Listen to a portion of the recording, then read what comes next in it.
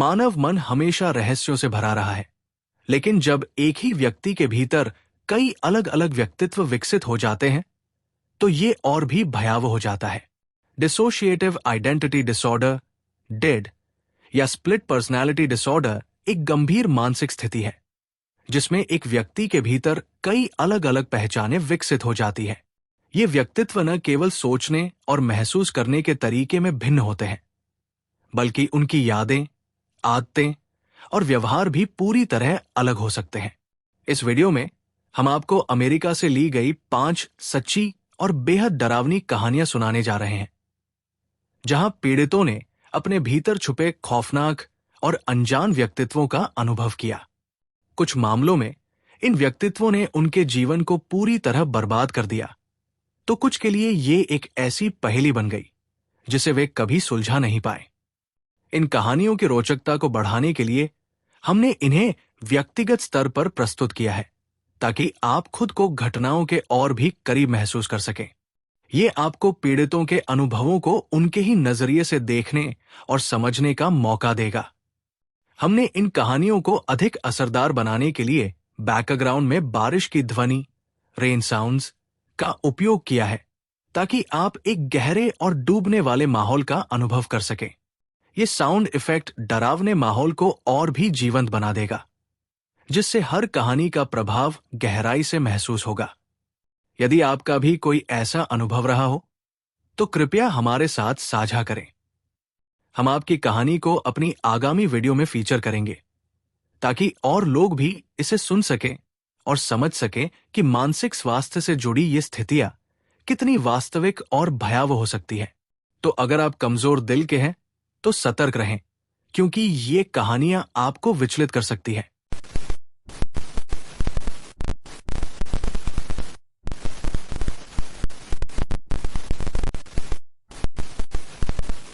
मैंने अपने करियर में कई परेशान लोगों के साथ काम किया है।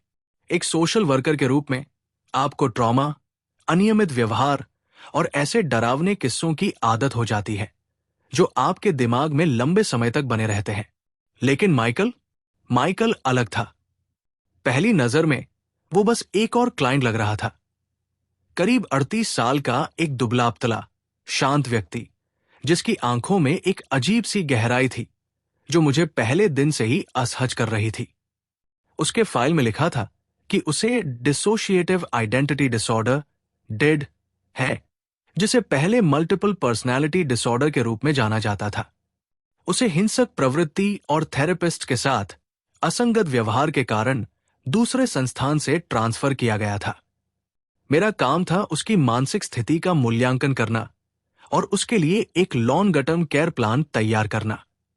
मुझे बिल्कुल अंदाजा नहीं था कि उससे मिलना मेरे जीवन की सबसे बड़ी गलती होगी।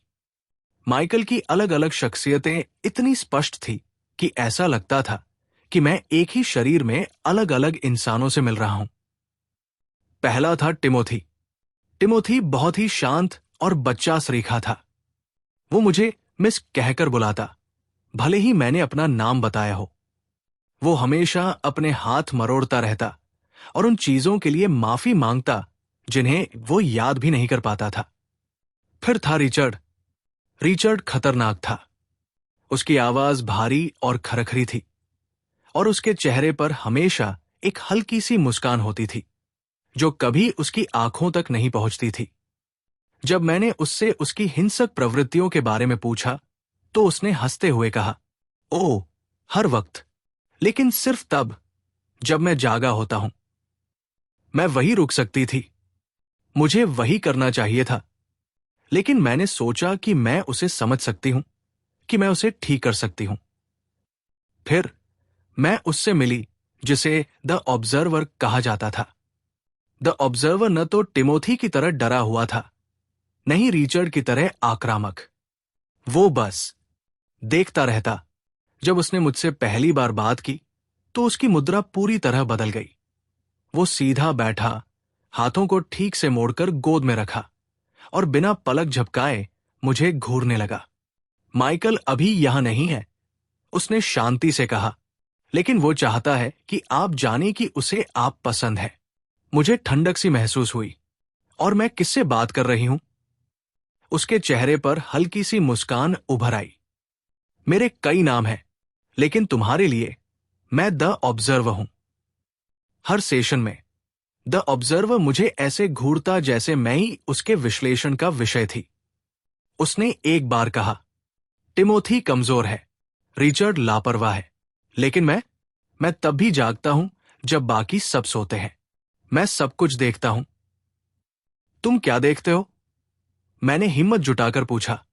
उसने सिर झुका लिया, जैसे किसी शिकार को देखने वाला शिकारी।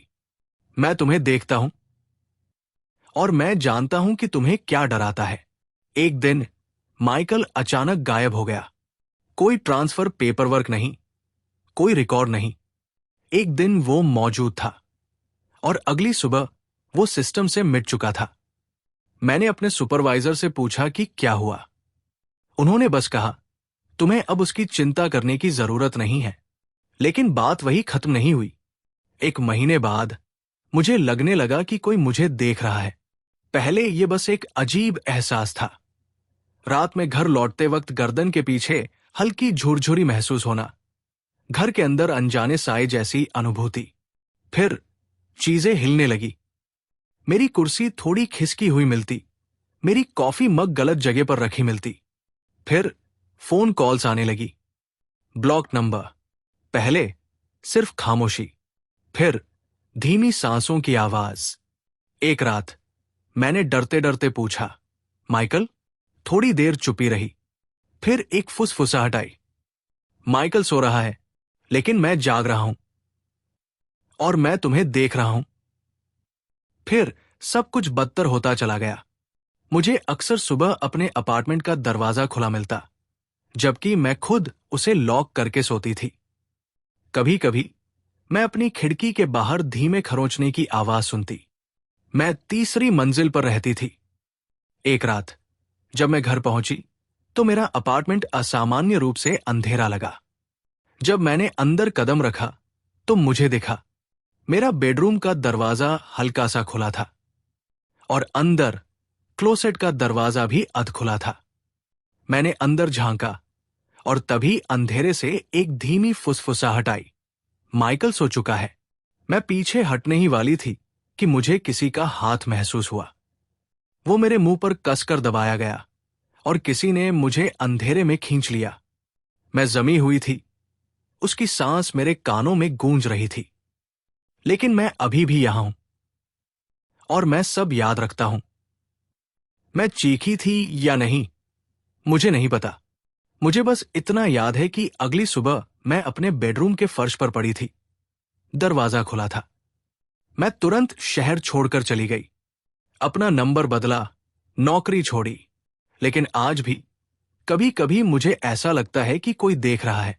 मुझे अब भी सपनों में उसकी आवाज सुनाई देती है।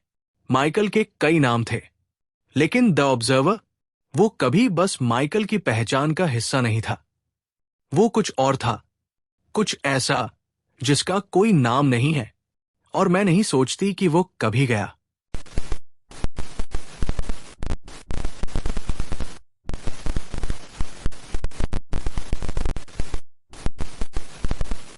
मुझे याद नहीं कि ये सब कब शुरू हुआ। शुरुआत में छोटी छोटी चीजें होती थी, जैसे मैं अपनी चाबियां किचन काउंटर पर रखने की सोचता था, लेकिन वे फ्रिज में मिलती। या कभी कभी मुझे लगता कि मैं कहीं और चला गया हूं, जैसे मेरा शरीर चल रहा था, लेकिन मेरा दिमाग कहीं और भटक गया था। मैंने इसे स्ट्रेस पर डाल दिया। न्यूयॉर्क में मेरी नौकरी नरक बन गई थी। मेरी पर्सनल लाइफ पूरी तरह बिखर रही थी, और नींद तो जैसे सिर्फ एक कल्पना बन चुकी थी। लेकिन फिर मैंने समय खोना शुरू कर दिया। पहली बार जब मुझे वाकई डर लगा, मैं रात के 3 बजे अपनी कार में जागा। मैं एक गैस स्टेशन के बाहर था, शहर के दूसरे छोर पर। इंजन चालू था, और पैसेंजर सीट पर एक खाली फास्ट फूड बैग पड़ा था। मुझे याद ही नहीं था कि मैं वहां कैसे पहुंचा। मुझे यह भी याद नहीं था कि मैंने कुछ खाया था। मेरा फोन डेड था, इसलिए यह चेक करने का भी कोई तरीका नहीं था कि मैंने किसी को कॉल किया या मैसेज किया था। मैंने खुद को समझाया कि ये सिर्फ थकान थी। शायद मैं ड्राइव पर निकला और ध्यान भटक गया। लेकिन ये फिर हुआ, और फिर से। कभी कभी मैं अपने बिस्तर पर जागता, पूरी तरह कपड़ों में, जूतों पर मिट्टी लगी होती। कभी मेरी जेब में ऐसी चीजों की रसीद मिलती जिन्हें मैंने खरीदा ही नहीं था। एक बार तो मुझे अपने वॉलेट में एक बार टैब मिला, मेरे ही नाम से साइन किया हुआ, जबकि मैंने सालों से शराब नहीं पी थी। मैंने एक जर्नल रखना शुरू किया। हर दिन मैंने अपने किए गए कामों को लिखना शुरू किया, समय के साथ, ताकि कोई पैटर्न ढूंढ सकूं। लेकिन समय के खाली हिस्से बड़े होते गए। पूरे पूरे दोपहरें, पूरी पूरी रातें गायब होने लगी। और फिर नोट्स आने लगे। पहला नोट मेरे वॉलेट में मिला, मैं तुम्हें देख रहा हूं। मैंने सोचा कि शायद मैंने इसे नींद में लिखा होगा। शायद मेरा अवचेतन मन मेरे साथ खेल खेल रहा था। लेकिन फिर मुझे दूसरा नोट मिला, मेरे बाथरूम के शीशे पर चिपका हुआ। मैं पहले से यहां था। हस्तलिपि मेरी ही थी, लेकिन मैंने इसे लिखा नहीं था। सबसे बुरा तब हुआ जब मैं फिर से एक गैस स्टेशन के पार्किंग में जागा। लेकिन इस बार मैं नंगे पांव था और मेरे हाथ में एक पॉकेट नाइफ थी, एक खून से सनी पॉकेट नाइफ। मेरा दिल इतनी तेज धड़क रहा था कि लगा जैसे सीने से बाहर आ जाएगा। खून ताजा था, मेरी उंगलियों के बीच चिपचिपा। मैंने खुद को चेक किया, कोई कट नहीं, कोई चोट नहीं। यह खून मेरा नहीं था। मैंने नाइफ ऐसे गिरा दी जैसे वो जल रही हो। मेरी सांसें तेज और उथली हो गई। चारों तरफ देखा, कोई कार नहीं, कोई इंसान नहीं, बस मैं और गैस स्टेशन की झिंकती हुई रोशनी। मैं दौड़कर अपनी कार की ओर भागा, सीटें चेक की। अंदर कहीं खून नहीं था। फिर मैंने अपना फोन देखा, मैसेज ओपन किए, और जो दिखा उससे मेरी रीढ़ में सिहरन दौड़ गई। रात 9:00, क्या तुम जाग रहे हो? रात 10:00, मुझसे पीछे वाले गली में मिलो। अकेले आना। रात 10:38, मैं तुम्हें देख रहा हूं। मैंने नंबर पर कॉल करने की कोशिश की, लेकिन सीधा वॉइसमेल पर गया। मैं कांप रहा था। कार स्टार्ट की और पूरी स्पीड में वहां से भाग निकला। घर पहुंचकर मैंने सारे लाइट जला दिए और खुद को बंद कर लिया।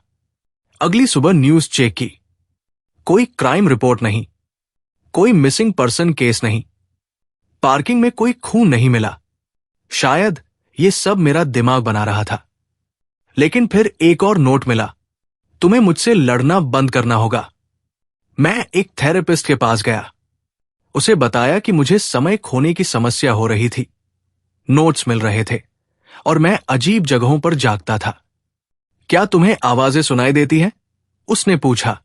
नहीं, मैंने जल्दी से कहा, मुझे बस टाइम गैप्स होते हैं।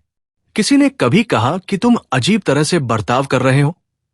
मुझे याद आया, एक सहकर्मी ने एक बार कहा था कि उसने मुझे एक ऐसे डिनर में देखा जहां मैं कभी गया ही नहीं।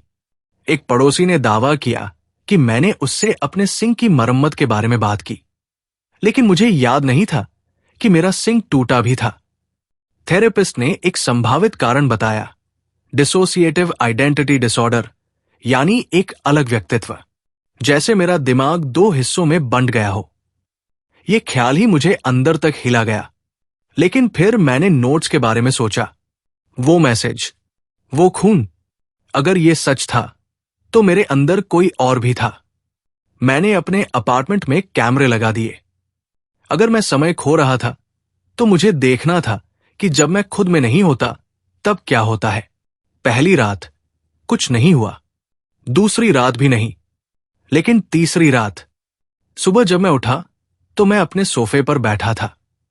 टीवी बंद था, लेकिन मैं बस वहां बैठा था, अंधेरे में।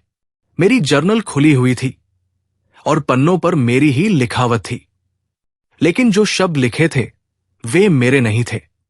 तुम कमजोर हो, तुम डरते हो, मुझे संभालने दो। मैंने कैमरे चेक किए। रिकॉर्डिंग में रात 2 बजे मैं सीधा उठ बैठा, एकदम झटके से, जैसे किसी ने मेरी डोरियां खींच दी हो। फिर मैं बाथरूम गया, शीशे में खुद को देखने लगा। और फिर मैंने कुछ कहा, लेकिन आवाज नहीं थी। मैं शीशे में खुद से बहस कर रहा था।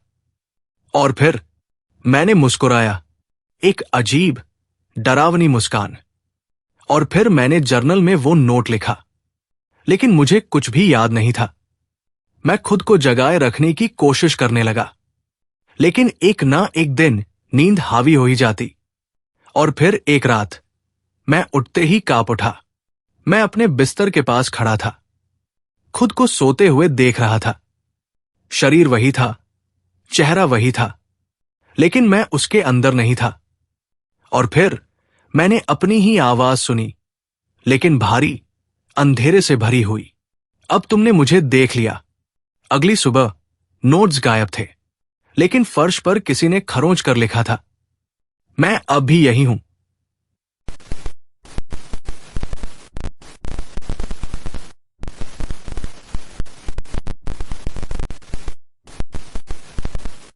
पहली बार मैंने उसे अपने बाथरूम की हल्की रोशनी में देखा। एक धोखा था, मैंने खुद को समझाया, बस एक अजीब प्रतिबिंब। लेकिन कहीं ना कहीं मैं जानती थी कि ये कुछ और था। वो मेरी तरह दिखती थी, वही भरे हुए होंठ, वही रेशमी गाउन जो मेरे कंधों से लिपटा हुआ था। लेकिन उसकी निगाहें, उनमें कुछ अलग था। उसकी मुस्कान जैसे कोई गहरी रहस्य छुपाए हुए थी। उसकी आंखों में एक अजीब सी चमक थी, कुछ खतरनाक। मुझे पीछे हट जाना चाहिए था, पर मैंने ऐसा नहीं किया। मैंने आईने को छुआ। शीशा ठंडा था, लेकिन मुझे लगा जैसे उसकी उंगलियां भी मेरे स्पर्श से मिली, हल्की सी गर्माहट के साथ। एक सिहरन मेरी रीढ़ के नीचे उतर गई, मेरी सांसें गहरी हो गई। मैंने झटके से अपना हाथ पीछे किया, लेकिन वो एहसास वही ठहरा रहा। उस रात मैंने एक सपना देखा, ऐसे हाथों का जो मेरे नहीं थे, मुलायम, छेड़खानी करने वाले। मेरी सांसें अटक गई और मेरी त्वचा जल उठी। जब मैं जागी, मेरे शरीर में अजीब सी थकान थी, सांसें तेज थी। मैं आईने की तरफ देखी, वो मुस्कुरा रही थी। फिर ब्लैकआउट शुरू हो गए। मैंने समय खो दिया, घंटों, पूरी रातें। मैं अनजान बिस्तरों में जागती, उन चादरों में लिपटी होती जो किसी अजनबी के इत्र की खुशबू से भरी होती।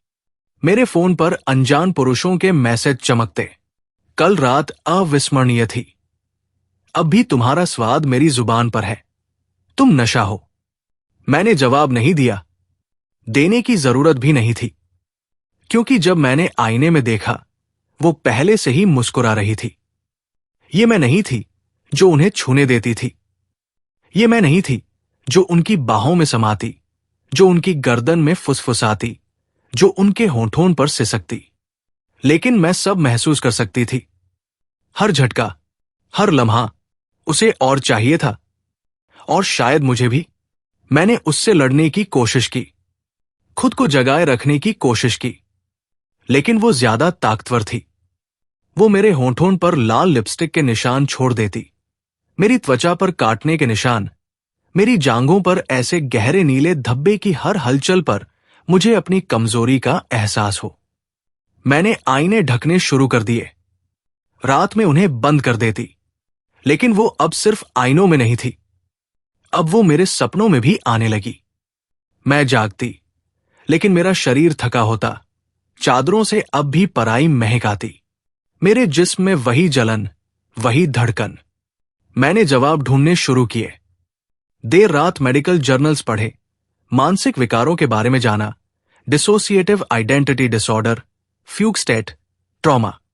लेकिन मैं बीमार नहीं थी, मैं टूटी हुई नहीं थी, मैं खुद से ही प्रेत बाधित थी। एक रात मैंने उससे बचने की कोशिश की। मैं अकेले ही एक बार में चली गई, स्ट्रेट व्हिस्की पी। वहां मैंने खुद को आईने से दूर रखा। तभी एक आदमी मेरी ओर बढ़ा, लंबा, आत्मविश्वास से भरा, गहरी निगाहों वाला, जैसे उसे मेरे बारे में मुझसे ज्यादा पता हो। मैंने उसे नजरअंदाज करने की कोशिश की, लेकिन मेरा शरीर उसकी ओर झुक गया। या शायद ये मैं नहीं थी। शर्मीली मत बनो, उसने मेरे कलाई पर उंगलियां फिराते हुए कहा। पिछली बार तो नहीं थी। मेरा दिल डूबने लगा। पिछली बार? उसकी मुस्कान गहरी हो गई। तुम्हें याद नहीं, है ना? उसने मेरी कलाई और कसकर पकड़ी। तुमने मुझसे कहा था कि तुम्हें ये रफ पसंद है। तुमने मुझसे भीख मांगी थी और मैंने तुम्हें वही दिया जो तुम चाहती थी। एक ठंडा डर मेरी रीढ़ से उतर गया। मैंने झटके से अपनी कलाई छुड़ाई और बाथरूम में भागी। दरवाजा अंदर से बंद कर लिया। मेरा दिल तेजी से धड़क रहा था। जब मैंने सिंक के ऊपर लगे आईने की तरफ देखा, वो पहले से ही वहां थी। तुम्हारा स्वागत है, उसने फुसफुसाया। मैंने जोर से शीशे पर मुक्का मारा। मेरे दिमाग से निकल जाओ। उसने हंसते हुए अपना सिर झुका लिया। उसकी मुस्कान और गहरी हो गई। मैंने हाथ उठाया, लेकिन वो हिली भी नहीं, सिर्फ देखती रही। तुम असली नहीं हो, मैंने कहा। उसकी हंसी गूंज उठी। मैंने एक थेरेपिस्ट से मिलना शुरू किया। उसे ब्लैकआउट्स के बारे में बताया, उन रातों के बारे में जिन्हें मैं भूल गई थी, उन पुरुषों के बारे में जिनसे मैं कभी नहीं मिली थी। उन्होंने मुझसे बचपन, ट्रॉमा, तनाव के बारे में पूछा। तुम डिसोसिएट कर रही हो, उसने कहा। तुम अपने आप को अलग अलग हिस्सों में बांट रही हो। ये एक सुरक्षा तंत्र है, बचाव का तरीका। फिर ऐसा क्यों लगता है कि मैं ही कैद में हूं? उसने गहरी सांस ली। क्योंकि तुम्हारा एक हिस्सा इसे जाने नहीं देना चाहता। उसकी बातों ने मुझे झकझोर दिया।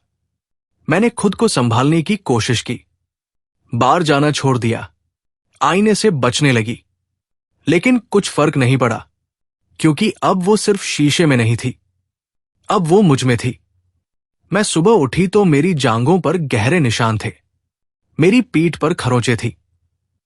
अनजान नंबरों से कॉल्स आ रहे थे, जिन्हें मैंने जवाब देना बंद कर दिया।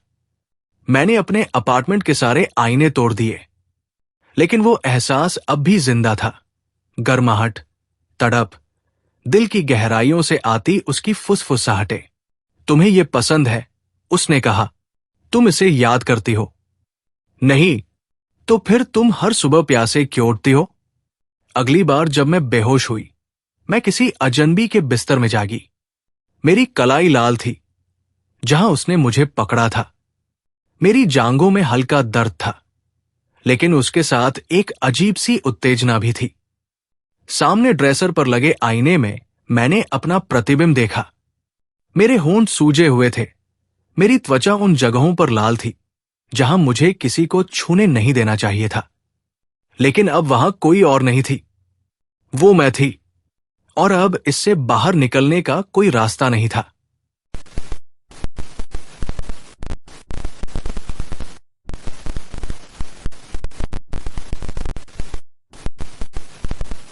शायद ये हमेशा से था, मेरी चेतना के नीचे छिपा हुआ, सही समय का इंतजार कर रहा था कि बाहर आ सके। लेकिन 6 महीने पहले मेरी दुनिया बिखरने लगी, और अब मुझे खुद पर ही भरोसा नहीं रहा। मैं सालों से अकेला रह रहा था। मुझे ये पसंद था, कोई झंझट नहीं, कोई जिम्मेदारी नहीं, सिर्फ मैं और मेरी जिंदगी। लेकिन फिर छोटी छोटी चीजें बदलने लगी। पहले पहले मैंने सोचा कि मैं ही लापरवाह हो गया हूं। चीजें इधर उधर छोड़ देना, पिछली रात क्या किया था ये भूल जाना। एक कॉफी मग टेबल पर रखा मिला, जब मुझे यकीन था कि मैंने कॉफी नहीं बनाई थी। टीवी किसी ऐसे चैनल पर था जिसे मैंने कभी नहीं देखा। फिर खत आने लगे। वे लिफाफों में नहीं थे, बस वहां थे, मेरी नाइट स्टैंड पर, किचन काउंटर पर। एक बार तो मेरी कोट की जेब में भी नीटली टक मिला। वे प्रेम पत्र थे, विस्तृत, भावनात्मक, तीव्र। हर खत के अंत में वही हस्ताक्षर, मार्गरेट। मैं मार्गरेट को नहीं जानता। पहले मैंने इन्हें नजरअंदाज करने की कोशिश की। मैं उन्हें मोड़कर कचरे में फेंक देता, लेकिन और पत्र आते रहे, हमेशा मेरी ही लिखावट में। फिर मैंने समय खोना शुरू कर दिया। एक रात मैं अपने बिस्तर पर जागा, लेकिन मुझे याद नहीं था कि मैं वहां सोने आया था। चादरें किसी अजनबी इत्र जैसी महक रही थी। मेरी अलमारी में कुछ ऐसे कपड़े थे जो मैंने कभी नहीं देखे थे, औरतों के कपड़े। मैं अपने अपार्टमेंट के बीच में खड़ा था। दिल जोर जोर से धड़क रहा था। हर नस डर से कांप रही थी। कोई मेरे घर में था, कोई मेरे साथ रह रहा था, लेकिन ताले जस के तस थे। जबरन घुसपैठ के कोई निशान नहीं थे। मैंने अपना फोन चेक किया, मैसेज स्क्रॉल किए। कुछ असामान्य नहीं, कोई अजनबी कॉल नहीं, मार्गरेट नाम की किसी औरत का कोई संदेश नहीं। और फिर भी जब मैंने बाथरूम देखा तो मेरा टूथब्रश गीला था। एक और टूथब्रश जिसे मैंने खरीदा भी नहीं था, साथ में रखा था। मुझे लगने लगा कि मैं पागल हो रहा हूं। फिर आई वो हल्की गुनगुनाहट। 3 रातें लगातार, एक धीमी लहराती हुई धुन जो बाथरूम से आ रही थी। पहली बार मैंने सोचा कि ये मेरे पड़ोसी होंगे। दूसरी बार मैंने खुद को समझाया कि ये सिर्फ मेरे दिमाग का खेल है। तीसरी बार मैं बिस्तर से उठा और आवाज की ओर बढ़ा। दरवाजा बंद था। नीचे से भाप बाहर आ रही थी। मेरे हाथ कांप रहे थे जब मैंने दरवाजे की कुंडी पकड़ी। मैंने दरवाजा खोला। शीशा धुंधला था। लेवेंडर की तेज महक हवा में तैर रही थी। मेरा रेजर काउंटर पर पड़ा था। सिंक में कुछ बाल थे। शॉवर से पानी की टपकती बूंदें एक अजीब ठंडक पैदा कर रही थी। और फिर मैंने उसे देखा। आईने की नमी भरी सतह पर लिखा हुआ था, मुझे तुमसे प्यार है डार्लिंग। जल्द ही तुम्हें सब याद आ जाएगा। मेरे घुटने कांपने लगे। मेरे सिर में तेज झंझनाहट जैसी पीड़ा उठी। और फिर एक झलक, एक याद जो मेरी नहीं थी। मोमबत्तियों की रोशनी, एक औरत का चेहरा आधा प्रकाश में डूबा हुआ, एक नरम आवाज मेरा नाम फुसफुसाती हुई। मैं हड़बड़ा कर पीछे हटा, अपना सिर पकड़ लिया। मैं अकेला रहता था, हमेशा से। नहीं, मुझे मदद की जरूरत थी। मुझे पता था। मैंने थेरेपिस्ट से मिलने का समय तय किया, लेकिन इससे पहले कि मैं जा पाता, कुछ ऐसा हुआ जिसे मैं समझा नहीं सकता। कुछ ऐसा जिसने मेरे आखिरी बची खुची वास्तविकता को चकनाचूर कर दिया। मैं एक होटल के कमरे में जागा। मुझे याद नहीं था कि मैंने चेक इन कब किया था। मैंने जो कपड़े पहने थे वे मेरे नहीं थे, और मेरे बगल में कंबल के नीचे एक औरत सो रही थी। गहरी काली बालों वाली, हल्की सी पीली त्वचा वाली, एक जानी पहचानी मुस्कान के साथ। गुड मॉर्निंग डार्लिंग, उसने धीमी आवाज में कहा। उसकी आंखों में अभी भी नींद की सुस्ती थी।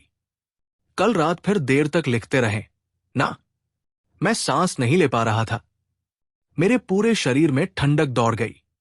तुम कौन हो? मैंने कांपती आवाज में पूछा। उसकी मुस्कान फीकी पड़ गई। बहुत मजाकिया हो तुम। वो उठी, अपने बालों की एक लट को कान के पीछे सरकाया। तभी मैंने उसे देखा। उसकी उंगली में एक अंगूठी थी, एक शादी की अंगूठी। मेरे हाथ में भी वैसी ही अंगूठी थी। मैं बिस्तर से कूदकर दूर हो गया। मेरा दिल जोर जोर से धड़कने लगा। मैंने कांपते हाथों से अंगूठी खींची। उसे ऐसे घूरने लगा जैसे वो जहर हो। ये सच नहीं है, मैंने फुसफुसाया। तुम असली नहीं हो। उसने अपना सिर टेढ़ा किया। उसका चेहरा गंभीर हो गया। डार्लिंग, उसने धीमी आवाज में कहा, तुम मुझे डरा रहे हो। उसकी आवाज, वही आवाज जो मेरे अपार्टमेंट में गुनगुना रही थी। मैं दीवार से चिपक गया। मेरा सांस फूलने लगा। तुम्हारा कोई अस्तित्व नहीं है, मैंने कांपती आवाज में कहा। तुम सिर्फ मेरे दिमाग की उपज हो। वो धीरे धीरे मेरी तरफ बढ़ी। क्या यही तुम्हारे थेरेपिस्ट ने तुम्हें बताया? उसने पूछा। मैंने किसी को अपने अपॉइंटमेंट के बारे में नहीं बताया था। किसी को भी नहीं। मुझे नहीं पता उसके बाद क्या हुआ। सब कुछ अंधकार में समा गया। जब होश आया, मैं अपने अपार्टमेंट में था। अकेला। बिस्तर बिखरा हुआ था। लैवेंडर की हल्की महक हवा में थी। मैंने अपना हाथ देखा। अंगूठी गायब थी।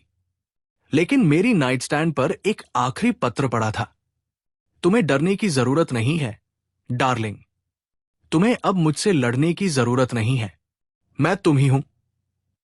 और जल्द ही तुम्हें सब कुछ याद आ जाएगा। अब जब भी मैं सोने जाता हूं, गुनगुनाहट अब भी सुनाई देती है। और कभी कभी जब मैं आईने में देखता हूं, मुझे उसके पीछे खड़े होने का एहसास होता है।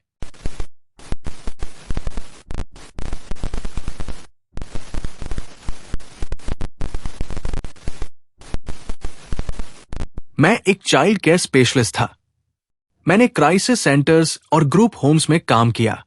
ऐसी जगह जहां वे बच्चे आते थे जिन्होंने वो सब सहा था जो ज्यादातर वयस्क भी नहीं सह पाते। मैंने बहुत कुछ देखा था। बच्चे जो हर स्पर्श से डर जाते थे। बच्चे जो अपनी नींद में चीखते थे। बच्चे जो लगभग बोलते ही नहीं थे। जिनकी आंखें सालों की उपेक्षा के कारण खोखली हो चुकी थी। लेकिन जो चीज मेरे दिमाग में सबसे ज्यादा अटक गई वो थी एलियट। एलियट केवल 6 साल का था। अपनी उम्र के हिसाब से छोटा, बहुत पीला, और उसकी बड़ी गहरी आंखें जो शायद ही कभी पलके झपकाती थी। ज्यादातर बच्चों में कुछ न कुछ तो होता था, गुस्सा, आंसू, अजीब आदतें। लेकिन एलियट, वो अलग था। वो न रोता था, न डरता था, न गुस्सा करता था, न शरारतें करता था। वो बस देखता रहता था। जब वो पहली बार आया तो वो बहुत कम बोलता था। मुझे याद है, एक रात मैं उसके सामने बैठा खाना खा रहा था और उससे बात करने की कोशिश कर रहा था। तुम्हें मैक एंड चीज पसंद है? एक हल्का सा सिर हिलाना। कार्टून्स देखते हो? फिर वही प्रतिक्रिया। कुछ दिनों बाद मैंने पूछना ही बंद कर दिया। वो बदतमीज नहीं था, बस खाली सा लगता था, जैसे वो बस एक बच्चे का किरदार निभा रहा हो। लेकिन रात को चीजें अजीब होने लगी। हमारे सेंटर में हॉलवे और कॉमन एरिया में सीसीटीवी कैमरे लगे थे। हर 2 घंटे में स्टाफ बच्चों की बेड चेकिंग करता था, ये देखने के लिए कि वे ठीक है या नहीं। एक रात नाइट शिफ्ट में काम करने वाली सैम ने मुझे मॉनिटर रूम में बुलाया। तुम्हें यह देखना चाहिए, उसने स्क्रीन की तरफ इशारा करते हुए कहा। Granny black and white footage में दिख रहा था कि लड़कों का डॉम शांत था। सभी गहरी नींद में थे, लेकिन एलियट अपने बेड पर सीधा बैठा हुआ था, कहीं शून्य में देख रहा था। फिर उसके होंठ हिलने लगे।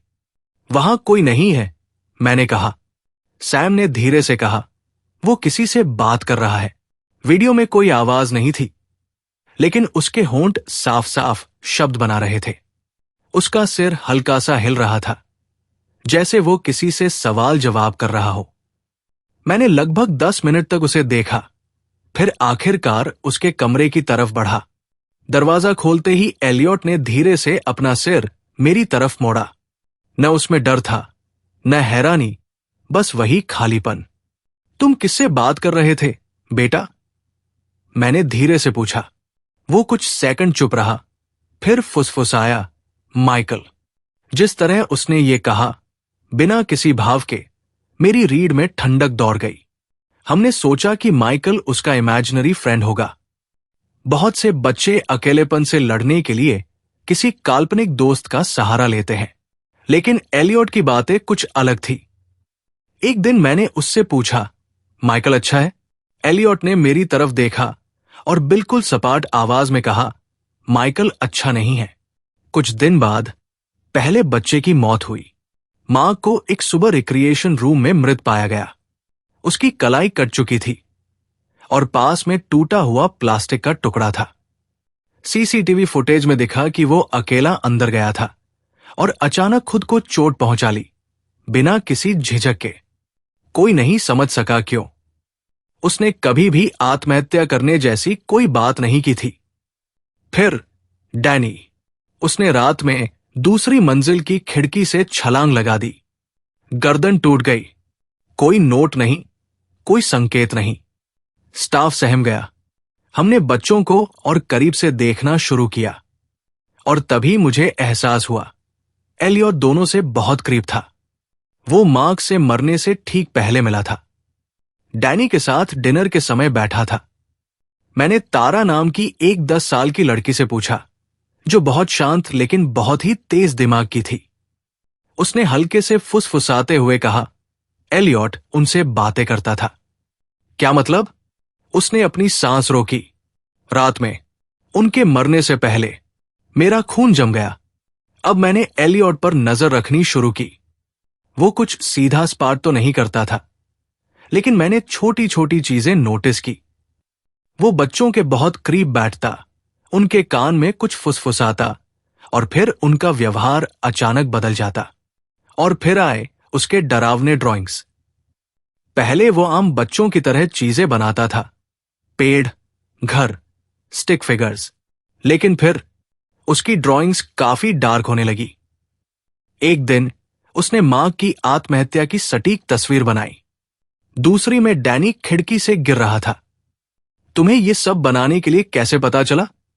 मैंने उससे पूछा। एलियट ने कंधे उचका दिए। माइकल ने दिखाया।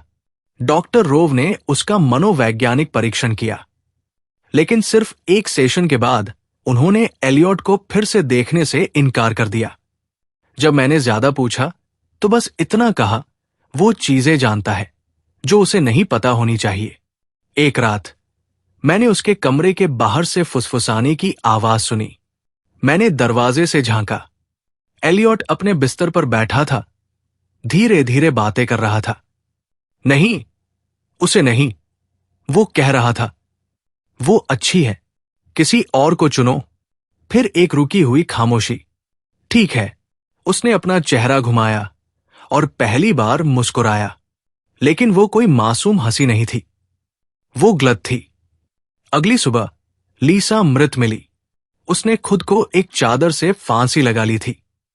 और एलियट, वो एक ड्राइंग बना रहा था, शांत, जैसे उसे फर्क ही न पड़ा हो। मैंने उसका हाथ पकड़ा। एलियट, क्या तुमने लीसा से कल रात बात की थी? उसने मेरी तरफ देखा, बिल्कुल भावहीन आंखों से। वो जाना चाहती थी। माइकल ने बस मदद की। डॉक्टरों ने आखिर में उसे dissociative identity disorder, split personality बताया। माइकल असली नहीं था, वो एलियट का ही एक हिस्सा था। फिर एक रात एलियट गायब हो गया, सेंटर छोड़कर बिना किसी सुराग के लापता। और उसी दिन से मौतें बंद हो गई। लेकिन मैं राहत महसूस नहीं करता, क्योंकि एलियट मरा नहीं। वो कहीं बाहर है और मुझे नहीं पता माइकल अब किससे बात कर रहा होगा।